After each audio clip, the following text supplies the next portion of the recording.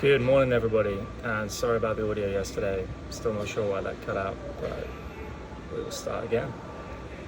So yeah, each day I'm trying to find a pretty different and interesting place to film. I think that having a bit of a different backdrop makes it more fun. And today I have scaled inside a warehouse behind a bunch of stores because the entrance was closed, but I managed to find a way in and through here and got my stuff hanging up. There's a conference going on over there. And yeah, I found some power, so we are good to go. Yeah, I'm gonna try and share what I was sharing yesterday again, but perhaps in a slightly calmer state.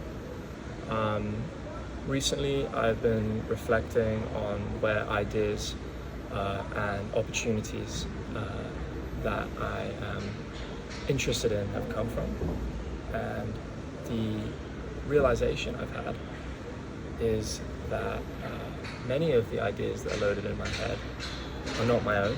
Many of the opportunities I've pursued are other people's opportunities, not ones I've found. And if I reflect on my track record, I feel I've had a much higher hit rate when the idea or the opportunity that has seized me has come from some internal source of inspiration or excitement.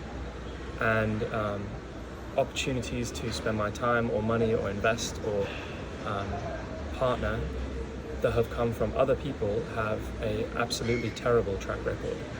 I don't want to be specific in this video about the ones that I'm talking about. I'm not trying to be negative about some of the teams I've worked with or some of the projects I've collaborated with, but certainly the biggest financial loss I've experienced and the biggest reputational loss I've experienced, both of those were not ideas that I had.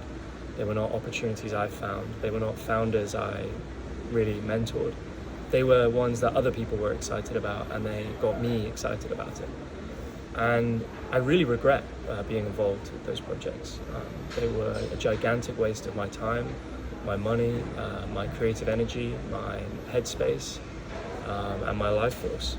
And going forward, I want to really be careful about the selection process of the projects I attach my reputation and transactions to, being ones that have come from my internal source of curiosity and ideas and not other people's.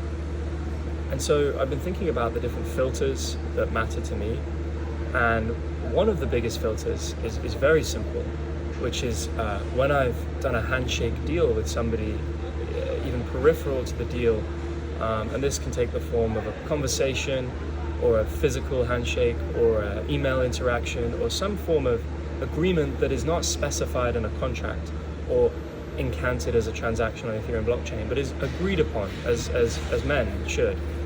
And then they back out of that in some way or weasel their way out of a part of it. I'm going to just take absolutely no compromises there anymore. And I refuse to give those people a second chance because there will always be some doubt in my mind. And indeed, every single time I've gone against that kind of flow, that gut feel, that sense that somebody's not doing what they say they're going to do, it's been a disaster. So specifically, one of the examples I feel very comfortable talking about is Mike Demaris, who is the co-founder of Rainbow. He worked for Balance, my company. He was late to his first day, and I wanted to fire him that day. And my team told me not to. And he ended up being the main thrust of the person who orchestrated the backstabbing that nearly collapsed my company. So my gut was absolutely bang on. If somebody cannot be on time to their first day at work on their brand new job, they're probably not going to be the kind of person I should be collaborating with. And there's another person who I'm not going to disclose here in the video, who had a handshake deal for a participation in the seed round of his project, and he never honored that agreement. And this person is somebody I never want to see ever again in my life. I never want to collaborate with, I never want to be around, I never want to dedicate my energy to, I never want to contribute anything to. I mean, if he had honored that agreement, I would be significantly wealthier. And then the other one I've been very public about is how Hayden weaseled his way out of an agreement that had been made through iMessage, it had been made through email, it had been made partially through PDFs, it had been made through me sending him money, and he weaseled his way out of that like a gigantic,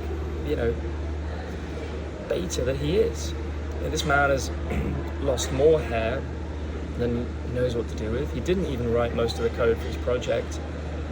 He's held up as some kind of innovator, but he mostly copied and just got it done. And he treats loads of people, myself included, like crap. And that's why when I published the tweet thread knocking Hayden, you'll note that nobody stood for his defense. And when I published what Paradigm did to me, nobody stood up saying, Paradigm's a great fund, I don't know what Rich is talking about. There were nobody leaping to the defense of Paradigm and Uniswap, and that's because they don't have a good reputation. And so in all these cases, these people have shown me who they are before they did something awful to me. And I simply refused to listen. Or I was too busy to listen, or I was not paying close enough attention. Well, I'm not making that mistake going forward. If somebody reveals to me how they do business and it doesn't line up with the way I do business, which is to try and be as honest and clear and forthright as possible, I'm not going to compromise. And the other thing is I'm also not going to change my way of being for anybody. So I'm not going to bring in lawyers from the beginning. Lawyers always make things more stressful, more expensive. They reduce trust, increase anxiety, and charge you through the nose for it. Truly great business people can get in sync, agree on a deal, and if something needs to change, they go and bring it up in the right format.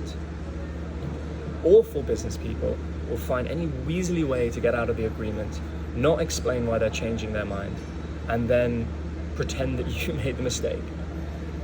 Now, going forward, I really do view my limited time and creative energy as an exponential opportunity for people to collaborate with.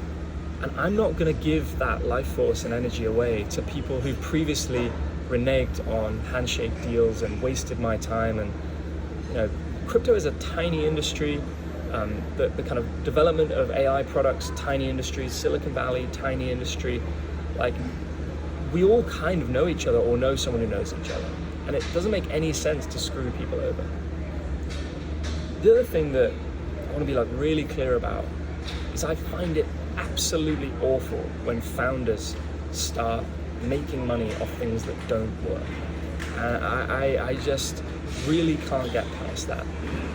And I think if you're winding down a project and taking millions of dollars off the table, you just are scum of the earth. One of the things that I'm most proud of with Balance is that nobody has lost more money than me on trying to keep that ship alive. And that my friends and family participated, and that is why I've cared so much about the $1 million that was allocated to me. So yeah, I've really been reflecting on what have been the most painful things in my career, and what was the seed of that? Where did that idea come from? Was it a DM, a notification, something I read? Did I meet the person and feel inspired by them? Were they truly like an alien, or do they assemble a real Jedi? Do they create a cult vibe? And almost every single one of the things that has cost me money, or cost me time, or cost me energy has been from somebody else, not myself. And so going forward, I really want to reduce the number of inputs from other people and maximize my outputs into other people. Because I am reasonably convinced that I've got good taste in the search for these projects. I think I have a track record now. And I'm really not going to listen to others and just accept what they say and leap on something they're excited about. Because I think the things I'm excited about are more important than the things they're excited about. And if somebody reveals themselves to me going forward as an unethical person who just simply is not a man of his word, I will believe them. They have showed themselves to me, and I will avoid them and ensure that everyone I know and respect avoids them at all costs. And I've thought about this for the last few weeks, and reaching this realization has been incredibly liberating. because I'm going to say no to 99.9999999 recurring percent of the ideas that people try and put into my head. And I'm going to reject the introductions and supposed opportunities that people dangle in front of me. Because I want my portfolio of projects that I'm associated with and that I put my energy into to be things that I found, not things that other people found. And that's been my big realization. Hope this is recording well. Cheers.